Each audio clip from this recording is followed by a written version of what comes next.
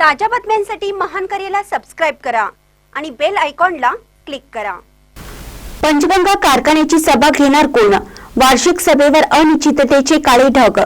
केंद्राच्या सहकार विभागाच्या निर्णयाकडे सभासदांचे लक्ष। गंगानगर येथील पंचगंगा सहकारी साखर कारखान्याची यंदाची वार्षिक सभा होणार की नाही याविषयी साशंकता निर्माण झाली आहे। सभा घ्यायची झाली तर घेणार कोण असा मोठा पेच निर्माण झालेला आहे। केंद्रीय सहकार प्राधिकरणाने वेळेत निर्देश न दिल्यास वर्षातून एकदा हक्काचं व्यासपीठ असलेल्या सर्वसाधारण सभेला पंचगंगेचे 14,000 सभासद मुकणार आहेत, हे मात्र निश्चित। बेकायदेशीर आणि पोट नियमाला धरून निवडणूक प्रक्रिया राबवली नाही अशी तक्रार कारखान्याचे संस्थापक क्रांतीवीर रत्नापन्ना कुंभारे यांच्या कन्या रजनीताई मगदूम यांच्या समर्थकांनी केंद्र सरकारकडे केली होती। याची गंभीर दखल घेत केंद्रीय सहकार निवडणूक प्राधिकरणाने पंचगंगा साखर कारखान्याची निवडणूक प्रक्रिया रद्द केली आणि नव्याने निवडणूक कार्यक्रम जाहीर केला। त्यानंतर याला आवाहन दिलं गेलं, त्यामुळे एकूणच निवडणूक प्रक्रिया स्थगित करण्यात आली। दरम्यानच्या काळात कारखान्याचे दैनंदिन कामकाज थांबले जाऊ नये, सभासदांना अडचण होऊ नये म्हणून प्रभारी कार्यकारी संचालक नंदकुमार भोरे यांच्या सहीने कामकाज सुरू ठेवावे असे आदेश केंद्राकडून देण्यात आले। गेली 6 महिन्यापासून भोरे यांच्या नेतृत्वाखाली कारखान्याचा कारभार सुरू आहे। सध्या वार्षिक सर्वसाधारण सभेचा हंगाम सुरू आहे। एकूणच वादातील निवडणूक प्रक्रिया संदर्भात सर्वसाधारण सभेत व्यापक चर्चा होईल आणि नेमकी खरी आणि वास्तव माहिती सभासदांना कळेल। त्यामुळे वार्षिक सर्वसाधारण सभा कधी होईल याकडे सभासदांचे लक्ष वेधलं होतं।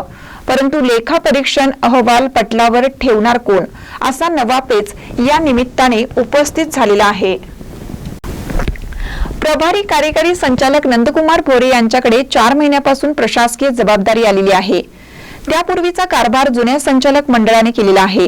2024-25 या आर्थिक वर्षाचे लेखापरीक्षणही झालेलं आहे, परंतु लेखापरीक्षण अहवालाच्या प्रतिवर्ती सह्या कोण करणार असा मुद्दा उपस्थित झालाय।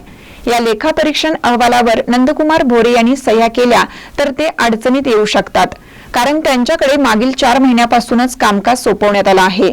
यापूर्वी झालेल्या कामकाजास तत्कालीन चेअरमन PM पाटील यांच्या नेतृत्वाखालील संचालक मंडळ जबाबदार आहे।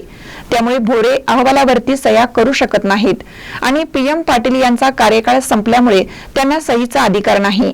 अशा मोठ्या धर्मसंकटात सध्या पंचगंगा कारखान्याची सभा अडकलेली आहे। या संदर्भात कारखाना व्यवस्थापनाने केंद्रीय सहकार विभागाकडे 14 ऑगस्ट रोजी पत्र देऊन मार्गदर्शन मागवलेलं आहे, परंतु अद्याप या पत्रावरती काहीच हालचाली झाली नाही।